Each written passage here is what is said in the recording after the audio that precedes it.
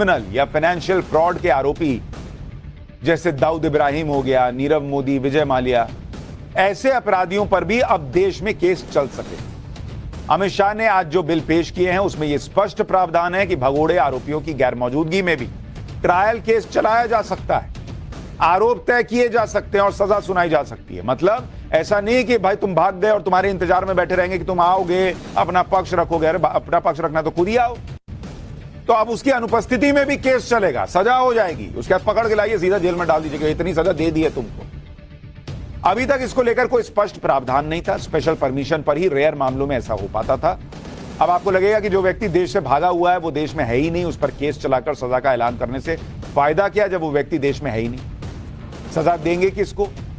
यहां आपको यह जानना जरूरी है कि ऐसे जो इंटरनेशनल अपराधी होते हैं वो दूसरे देश में शरण लेते हैं, तो केवल आरोपी होते, केवल आरोपी होने पर उस अपराधी को किसी भी स्टेटस पर उसके फर्क नहीं पड़ता। लेकिन जैसे ही वो अपराधी अपने मूल देश में दोषी साबित हो जाता है तो उसके वीजा, पासपोर्ट पर बड़ा प्रभाव पड़ता है। साथ ही अन्य विदेश में अन्य मामलों में केस चलाना आसान हो जाता है। भाई आप उसको जाके अभी ये नहीं बोलते कि देखिए आरोपी है, वो कहेगा ये झूठे हैं ये लोग, मैंने कुछ नहीं किया है, मैं जाऊंगा तो वहां बच जाऊंगा। अब क्या है कि उस पर केस चल गया, उसको सजा हो गई, आप जाके दूसरे को बता रहे हैं कि बॉस ये देखिए ना हमारे यहां तो इसको सजा हो गई है, तो कहेगा ये उठो जाओ, तुमको सजा ना हुई है, जाओ वहां। तो मूल देश में ऐसे भगोड़ों को वापस लाना आसान होता है।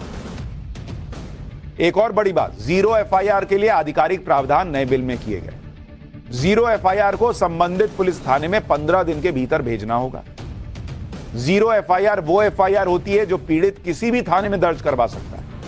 पहले नहीं होता था कि भाई अरे मेरे एरिया का मामला नहीं है, उसके एरिया का है, उसके एरिया का नहीं, उसके एरिया का, वो सब नहीं।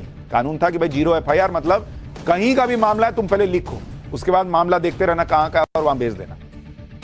इसमें यह जरूरी नहीं होता कि अपराध की लोकेशन संबंधित थाने से जुड़ी हो। वैसे तो जीरो एफआईआर अभी भी दर्ज होती है, लेकिन अब आधिकारिक प्रावधान कर दिया गया है कि आपको जीरो एफआईआर करना ही। सातवीं बात, किसी भी केस में सर्च और सामान जब्त करने के दौरान वीडियोग्राफी को जरूरी कर दिया गया।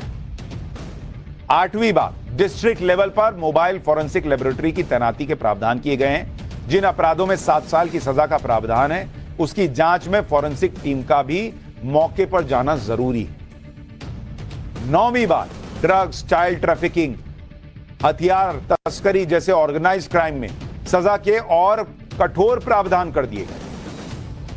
10वीं बात, 7 साल के ऊपर की सजा वाले केस को बिना पीड़ित को सुने खत्म नहीं किया जा सकेगा। अब ये शुरुआती जानकारी जो निकल कर आ रही है, क्योंकि बिल तो अभी रखा गया है, लेकिन इसे समझाते हैं। और चोरी करने वाले अपराधी को 7 साल तक की सजा हो सकती है। अब एक और उदाहरण देखिए, अगर 2 से ज्यादा लोग मिलकर बंदूक की नोक पर किसी घर या बिल्डिंग में चोरी करते हैं तो वो कानूनी भाषा में चोरी नहीं कहलाती, बल्कि लूट या डकैती की श्रेणी में आ जाता है, जिसके लिए आईपीसी